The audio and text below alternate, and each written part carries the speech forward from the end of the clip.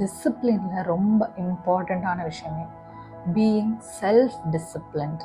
யாரோ ஒருத்தங்க சொல்கிறத நம்ம செஞ்சுட்டா நமக்கான அந்த டாஸ்க் முடிஞ்சும். ஸோ அதுக்கு நமக்கு என்ன ஒரு ட்ரீட் ஆர்எல்ஸ் எதுனா ஒரு கிஃப்ட் மாதிரி எதுனா ஒன்று கிடைக்கும். ஸோ அந்த மாதிரியான பேட்டர்னில் தான் நம்ம சின்ன வயசுலேருந்தே வந்து ஒர்க் ஆகியிருக்கும். உங்களுக்கு அந்த ரிவார்டும் எந்த விதமான மோட்டிவேஷனும் இல்லை, எக்ஸ்டர்னலாக ஒருத்தவங்க வந்து சொல்ல மாட்டாங்க. It should all come from within. நான் என்னோடய லைஃப்பை வடிவமைக்க போகிறேன், அதுக்கு இதெல்லாம் எனக்கு தேவைப்படுது.